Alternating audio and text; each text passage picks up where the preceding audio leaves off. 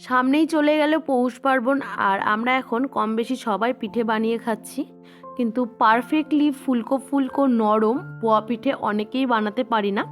তো তার জন্য আমার আজকের রেসিপি। এখানে আমি 2 কাপ চালের গুঁড়ো নিয়েছি আর 1 কাপ দিচ্ছি গমের আটা। আমি এখানে আশীর্বাদ আটা ইউজ করেছি, তোমরা যে কোনো আটা ইউজ করতে পারো। তারপর দিচ্ছি চিনির গুঁড়ো, তোমরা মিষ্টির পরিমাণ অনুযায়ী দেবে, আর চিনির পরিবর্তে তোমরা এখানে গুঁড়ো অ্যাড করতে পারো। এবার আমি ফুটন্ত গরম জল এখানে দিয়েছি। অল্প অল্প গরম জল দিয়ে আমি ব্যাটারটাকে তৈরি করে নেব। অবশ্যই এখানে গরম জলই দিতে হবে, গরম জল দিলে কিন্তু পোয়া পিঠেগুলো নরম হবে আর খেতেও ভালো লাগবে। তো এবার আমি ভালো করে ব্যাটারটা তৈরি করে নিচ্ছি। এই পোয়া পিঠের কিন্তু ব্যাটারটাই মেন পার্ট। ব্যাটারটা যদি ঠিকঠাক করতে না পারি পোয়া পিঠে কিন্তু ভালো হবে না।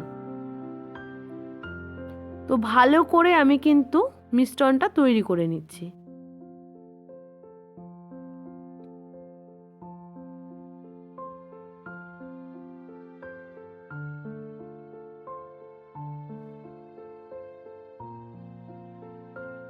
একদম এইরকম পারফেক্ট ব্যাটার তৈরি করে নিতে হবে। তো ব্যাটারটা তৈরি হয়ে গেছে, এবার আমি সাইডে রেখে দিলাম আর কড়াই বসিয়ে দিয়েছি। কড়াই গরম হয়ে গেলে এখানে আমি দিয়ে দিব রিফাইন্ড অয়েল বা সাদা তেল। তেলটা গরম হয়ে গেলে এবার আমি এক এক করে পোয়া পিঠে ভেজে নেব। তো তার জন্য আমি একটা হাতা নিয়েছি।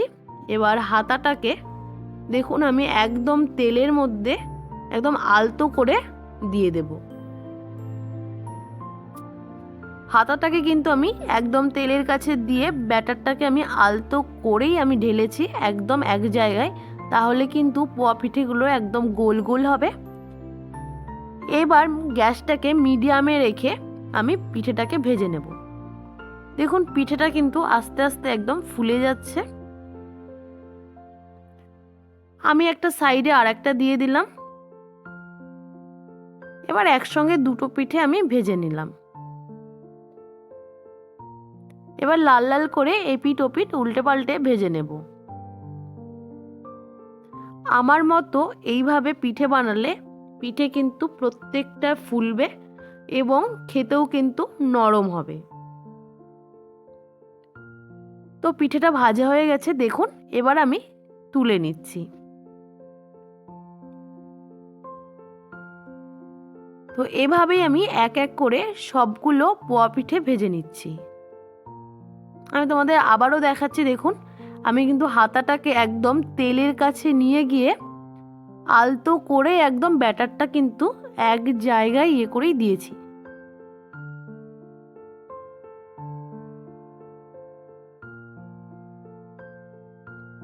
আমার টিপস ফলো করলে তোমাদের প্রত্যেকটা পোয়া পিঠে কিন্তু পারফেক্ট হতে বাধ্য।